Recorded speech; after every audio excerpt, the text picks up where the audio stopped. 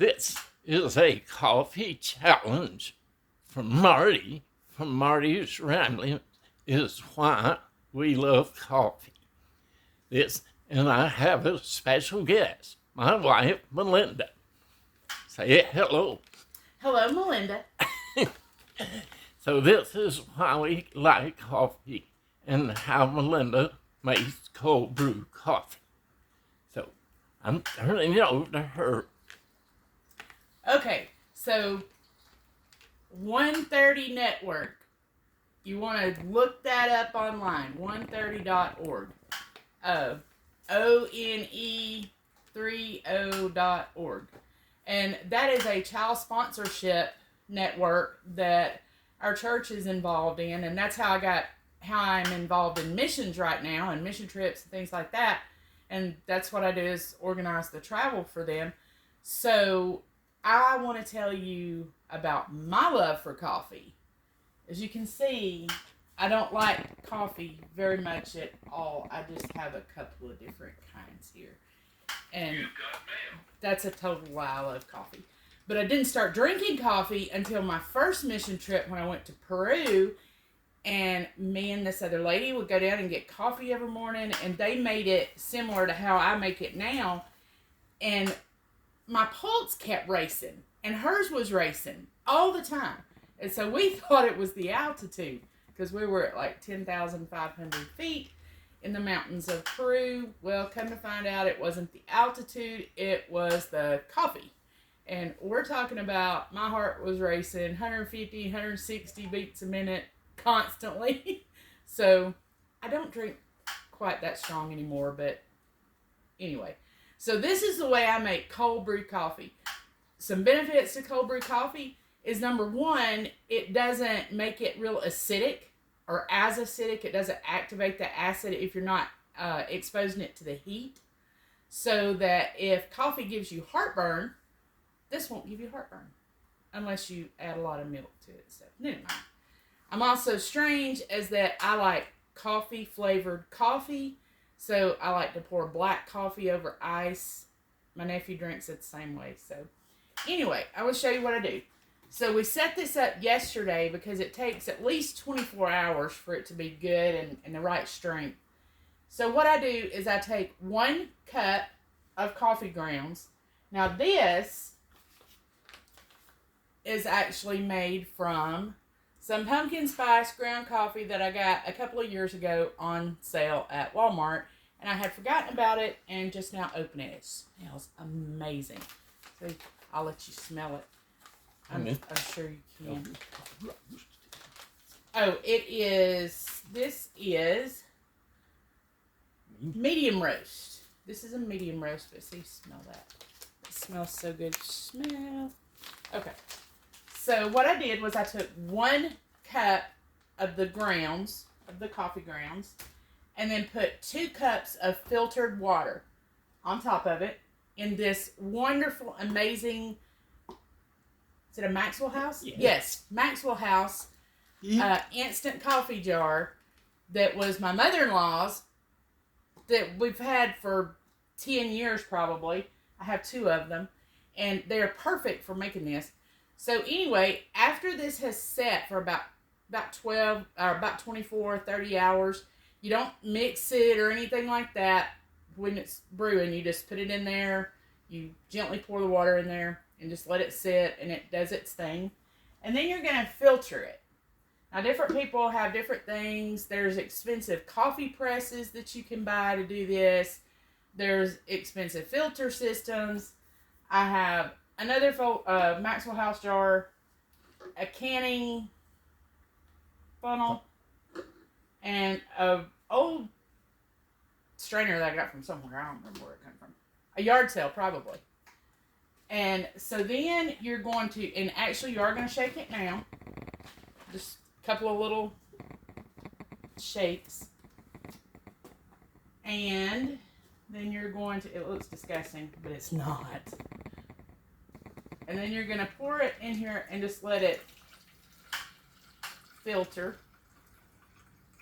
This strainer works a lot better than the way I was doing it. I was pouring it through, like, I did have a basket strainer, like the reusable one, and a reusable coffee filter, I think was what it was called, but the screen tore on it, so I just hadn't got another one. But I would use it, and it would take a lot longer because it's a lot finer mesh. But this one's fine because it's okay if some of the grounds kind of settle in the bottom. It doesn't bother me none. So we're not going to let this all strain because it will take forever. But I'm going to tell you about some of the coffees that we have. I'll move that over there and let that strain. So to tell you how much we love coffee, this stuff's amazing. Java Chop House coffee flavored meat rub. That stuff's really good. So then I have this coffee. This is from Union Los Olivos, Mapastepec, Chiapas. And Chiapas is a state in Mexico, in southern Mexico on the Guatemala border. I bought that in the airport. Mexican coffee is really good. And then also, this is from Send Me Refuge. And that is one of the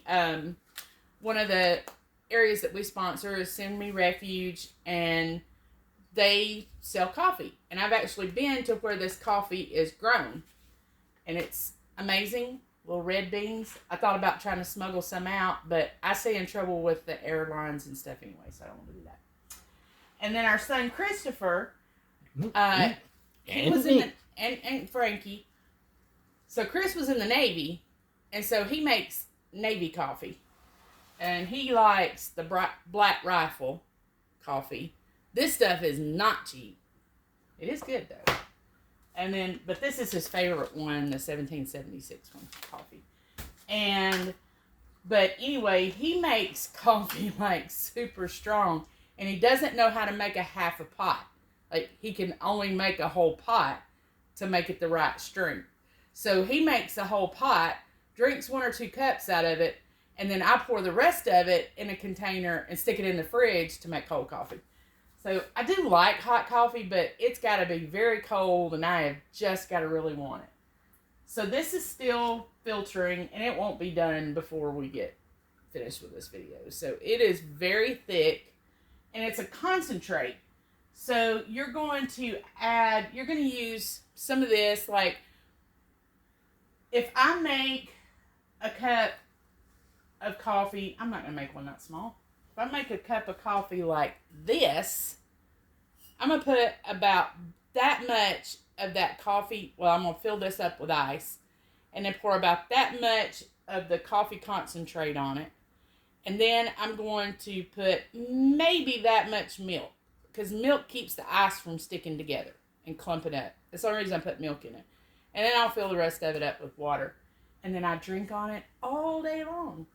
But now I have had to start back taking Ritalin, so I have had to back off on the coffee, so I'll weaken it down a little bit more to keep my heart from racing. But anyway, I love coffee, and I've had African coffee, and I am going to bring some back when I go to Uganda in June. I'm going to bring a few bags of coffee back and give to some friends and just let everybody else experience different coffees of the world. So I've also gotten coffee from Ecuador and, of course, Peru and Mexico, and now I'll have coffee from Uganda. We've had coffee from Africa, so because we have friends that are missionaries and been to different places, and they bring us coffee back because they know we love coffee. So anyway, that's my coffee story. And Frankie just goes along for the ride. I mean, well, basically, I drink medium dark roast, and I like mine hot. Every once in a while, I let her fix me some of the cold brew, but I like mine hot, and I use a Keurig to make mine. And I just wanted to invite Melinda here to explain her cold brew. And everybody enjoy your coffee and Have a very blessed day, and always remember, keep God first. See ya. Bye.